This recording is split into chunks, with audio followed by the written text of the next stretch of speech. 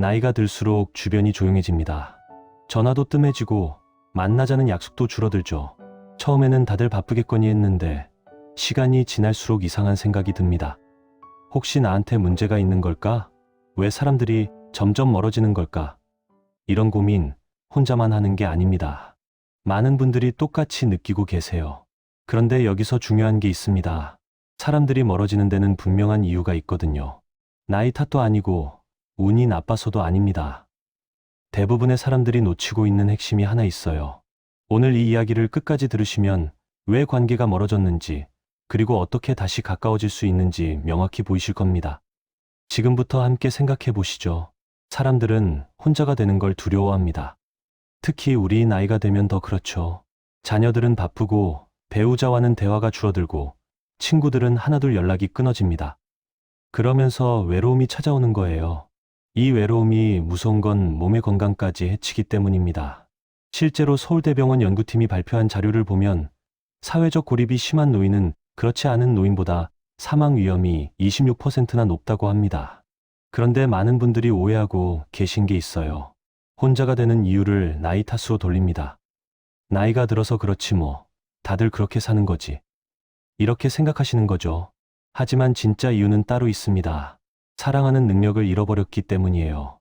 사랑이라고 하면 남녀 간의 사랑만 떠올리시는 분들이 많으신데요. 여기서 말하는 사랑은 좀 다릅니다. 다른 사람을 진심으로 이해하고 배려하고 함께하려는 마음. 이게 진짜 사랑입니다. 이 능력이 없으면 아무리 사람을 만나도 관계가 오래가지 않아요. 에리 프롬이라는 심리학자가 있습니다. 그분이 쓴 사랑의 기술이라는 책이 전 세계적으로 유명하죠. 그분은 이렇게 말씀하셨습니다. 미성숙한 사랑은 당신이 필요해서 당신을 사랑한다고 말하지만 성숙한 사랑은 당신을 사랑하기 때문에 당신이 필요하다고 말한다고요. 무슨 뜻일까요? 상대를 진심으로 아끼는 마음이 먼저냐, 아니면 내 필요 때문에 상대를 찾느냐의 차이입니다. 나이가 들면 자기도 모르게 이기적으로 변하기 쉽습니다. 평생 고생하며 살아왔으니 이제는 나를 챙겨야 한다는 생각이 드는 거죠. 물론 자신을 돌보는 건 중요합니다. 하지만 그게 지나치면 문제가 생깁니다. 다른 사람의 입장은 생각하지 않고 내 편의만 따지게 되는 거예요. 예를 들어볼까요? 자녀들이 명절에 찾아왔습니다. 분명 바쁜 시간 쪼개서 온 건데 부모님은 왜 이제 왔냐? 자주 오지도 않는다고 핀잔부터 주는 경우가 있어요. 자녀 입장에서는 어떨까요? 힘들게 시간 내서 왔는데 잔소리만 들으니 다음부터는 오기가 싫어지는 겁니다. 친구 관계도 마찬가지입니다. 만나면 자기 이야기만 하는 사람이 있어요. 요즘 어디가 아프다, 자식이 말을 안 듣는다, 세상이 왜 이 모양이냐. 처음엔 들어주지만 매번 똑같은 이야기만 하면 사람들이 피곤해집니다. 상대방은 내 이야기를 들어주는 사람이 아니라 같이 나누는 사람이어야 하거든요. 이런 행동이 위험한 이유는 관계를 일방통행으로 만들기 때문입니다. 나는 받기만 하고 상대는 주기만 하는 관계. 이런 관계는 오래가지 못해요. 상대방도 사람입니다. 자기 감정이 있고 자기 사정이 있죠. 그걸 무시하고 내 입장만 내세우면 사람들이 하나둘 떠나갑니다. 복지관에서 자원봉사를 오래 하신 한 선생님 이야기입니다. 그분은 처음에 복지관에 오시는 어르신들과 친해지기가 힘드셨다고 해요. 왜냐하면 대부분의 어르신들이 자기 이야기만 하시려고 했기 때문이죠. 누구 한 분이 말씀하시면 다른 분이 바로 자기 이야기로 넘어가시는 겁니다. 서로 들어주지 않으니 대화가 안 되는 거예요. 그런데 한 분이 계셨습니다. 다른 분들 이야기를 끝까지 들어주시는 분이었죠. 맞장구도 쳐주시고 공감도 해주시고요. 그러니까 사람들이 그분 주변으로 모이기 시작했습니다. 복지관에서 가장 인기 많은 분이 되셨어요. 차이가 뭐였을까요? 사랑하는 능력, 즉 상대방을 진심으로 이해하려는 마음이 있었던 겁니다.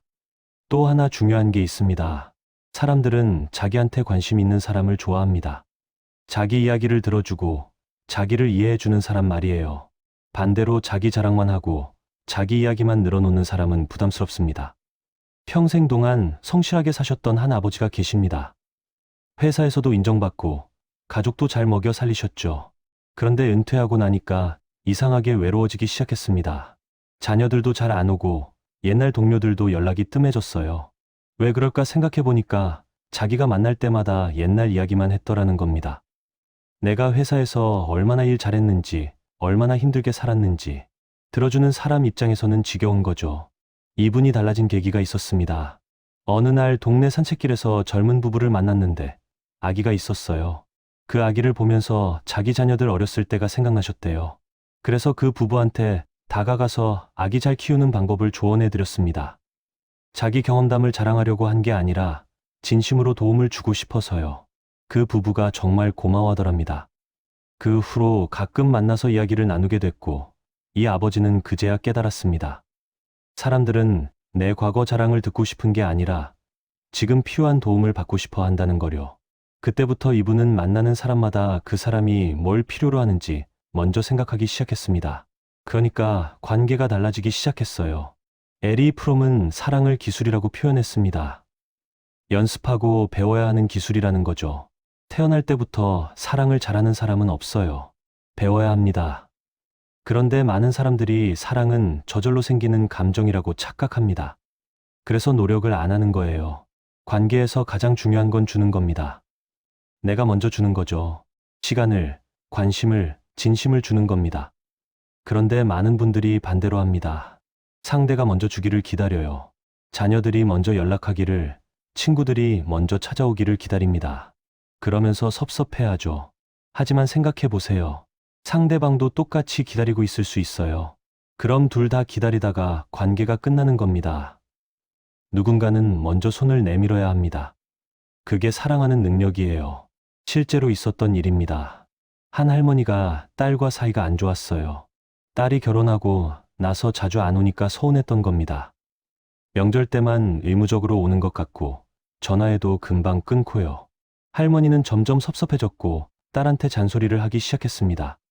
왜 안 오냐? 엄마 생각은 안 하냐? 그러니까 딸은 더 오기 싫어졌죠. 그러다가 할머니가 한 결심을 하셨습니다. 먼저 연락하기로 한 거예요. 잔소리는 하지 않고 그냥 딸 안부를 물어보기로요. 처음에는 어색했습니다. 뭐라고 말을 해야 할지 몰랐어요. 그래도 용기 내서 전화했습니다. 요즘 어떻게 지내니? 힘든 거 없니? 딸이 처음에는 의아해했습니다. 엄마가 왜 이러시지? 싶었죠. 하지만 할머니가 계속 그렇게 하시니까 딸도 마음이 열리기 시작했어요. 엄마가 진짜 내 걱정을 하시는구나. 그 후로 딸이 먼저 연락하는 일이 많아졌습니다. 관계가 완전히 달라진 거죠. 이 할머니가 한 게 뭡니까? 먼저 사랑을 준 겁니다. 받으려고 하지 않고 먼저 주신 거예요. 그러니까 돌아온 겁니다. 이게 사랑의 원리예요. 그런데 주는 것도 방법이 있습니다. 상대가 원하지 않는 걸 주면 오히려 부담이 되거든요. 예를 들어 자녀들한테 반찬을 잔뜩 해서 주는 부모님들 계시죠. 좋은 마음에서 하시는 건데 자녀 입장에서는 부담스러울 수 있어요. 냉장고에 공간도 없고 입맛에 안 맞을 수도 있고요. 진짜 주는 건 상대가 필요로 하는 걸 주는 겁니다. 그러려면 상대를 알아야 해요. 자녀가 지금 뭘 힘들어하는지, 친구가 요즘 무슨 고민을 하는지 관심을 가져야 알 수 있습니다. 어느 할아버지는 손주들이 올 때마다 용돈을 주려고 하셨어요. 손주들을 사랑하는 표현이었죠. 그런데 손주들은 돈보다 할아버지와 같이 시간을 보내고 싶어 했습니다. 같이 산책하고 옛날 이야기 듣고 함께 밥 먹는 거요. 돈은 부모한테도 받을 수 있지만 할아버지와의 시간은 할아버지만 줄 수 있는 거니까요. 할아버지가 그걸 알게 된 후로는 손주들이 오면 같이 시간을 보내기 시작했습니다. 동네 한 바퀴 같이 걷고 옛날 어렸을 때 이야기도 들려주고요. 손주들이 훨씬 좋아하더랍니다. 할아버지 집에 오는 게 즐거워진 거죠. 사랑은 상대가 원하는 걸 주는 겁니다. 내가 주고 싶은 걸 주는 게 아니라요. 그러려면 상대에게 관심을 가져야 하고 대화를 나눠야 하고 이해하려고 노력해야 합니다. 이게 쉽지 않아요. 그래서 사랑이 기술인 겁니다. 또 하나 중요한 게 있습니다. 자기 자신을 먼저 사랑해야 한다는 거예요. 자기를 사랑하지 못하는 사람은 다른 사람도 제대로 사랑할 수 없습니다. 자기를 사랑한다는 게 이기적으로 산다는 뜻이 아닙니다. 자기 자신을 소중히 여기고 자기 감정을 존중하고 자기 삶에 만족하는 거예요. 이게 있어야 다른 사람한테도 여유 있게 대할 수 있습니다. 자기 자신이 불행하면 다른 사람한테 의지하게 됩니다. 나를 행복하게 해줘. 나를 채워줘. 이렇게 요구하게 되는 거죠. 그럼 상대가 부담스럽습니다. 아까 말씀드린 에리 프롬의 말처럼 당신이 필요해서 당신을 사랑한다고 하는 거니까요. 한 아주머니가 계셨습니다. 남편이 일찍 돌아가셨고 자녀들은 다 출가했어요. 혼자 사는 게 너무 외로웠습니다. 그래서 자녀들한테 자꾸 연락했어요. 자주 오라고, 같이 살자고. 자녀들은 미안하지만 부담스러웠습니다. 각자 가정이 있고 일이 있으니까요. 이 아주머니는 점점 우울해졌습니다. 아무도 나를 사랑하지 않는다고 생각했죠. 그러다가 복지관에서 하는 프로그램에 참여하게 됐습니다. 서예교실이었어요. 처음에는 시간이나 때우려고 갔는데 하다 보니 재미있더랍니다. 글씨를 쓰면서 마음이 차분해졌고 같은 반 사람들과 친해지기도 했어요. 작품이 완성되면 뿌듯했습니다. 자녀들한테 보여줬더니 칭찬도 해주고요. 이 아주머니는 그제야 깨달았습니다. 내 삶이 즐거워야 다른 사람도 즐겁게 만날 수 있다는 거요. 그 후로는 자녀들한테 매달리지 않게 됐습니다. 자기 생활이 충실하니까 외롭지 않았거든요. 그러니까 오히려 자녀들이 더 자주 연락하기 시작했어요. 엄마가 행복해 보이니까 만나기가 편해진 거죠. 자기 자신을 사랑하는 방법은 여러 가지입니다. 취미 생활을 갖는 것도 좋고, 건강을 챙기는 것도 좋고, 새로운 걸 배우는 것도 좋습니다. 중요한 건 자기 삶에 만족하고 스스로를 소중히 여기는 겁니다. 그래야 다른 사람도 소중히 여길 수 있어요. 에리 프롬은 이렇게 말했습니다. 자기 자신을 사랑하지 못하는 사람은 다른 사람도 진정으로 사랑할 수 없다고요. 자기 자신이 비어 있으면 다른 사람한테서 채우려고 하기 때문입니다. 그건 사랑이 아니라 의존이에요. 사랑하는 능력에서 빼놓을 수 없는 게 또 있습니다. 바로 용서입니다. 나이가 들면 과거에 대한 원망이 쌓이기 쉬워요. 배우자한테, 자녀한테, 형제자매한테.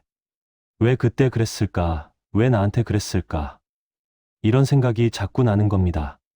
그런데 이 원망을 안고 살면 관계가 좋아질 수 없어요.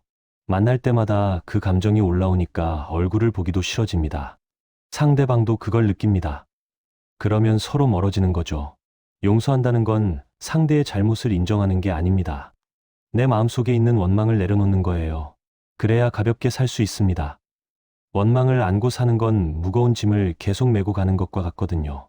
한 할아버지가 계셨습니다. 형님과 사이가 안 좋았어요. 젊었을 때 재산 문제로 다퉜거든요. 그 후로 수십 년간 연락을 안 하고 지냈습니다. 가족 모임에서도 서로 말을 안 했죠. 그런데 형님이 편찮으시다는 소식을 들었습니다. 병원에 입원하셨다고요. 이 할아버지는 고민했습니다. 가야 하나 말아야 하나. 그래도 형제인데 하는 마음에 병원에 갔어요. 형님을 보니까 많이 야위셨더랍니다. 그 모습을 보는 순간 모든 원망이 사라졌다고 합니다. 그냥 형님이 안쓰러웠던 거죠. 두 분은 그날 화해했습니다. 서로 미안하다고, 그동안 고집부렸다고요. 형님은 얼마 후 돌아가셨습니다. 하지만 이 할아버지는 후회가 없었어요. 마지막에 화해했으니까요.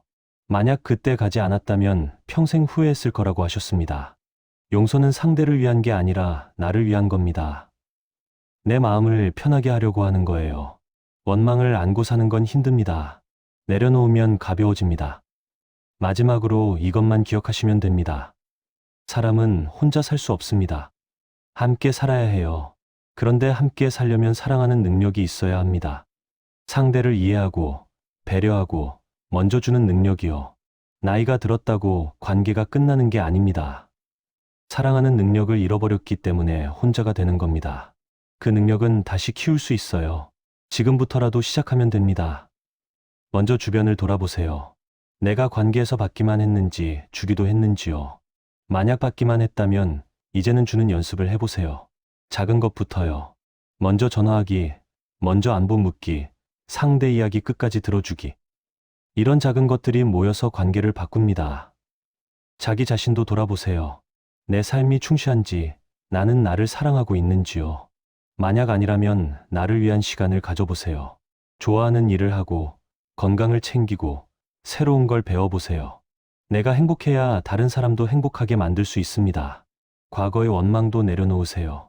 그게 쉽지 않다는 거 압니다. 하지만 그 원망이 나를 더 힘들게 한다는 것도 아실 겁니다. 용서는 약한 사람이 하는 게 아니라 강한 사람이 하는 겁니다. 나를 위해서요. 에리 프롬은 사랑을 배울 수 있는 기술이라고 했습니다.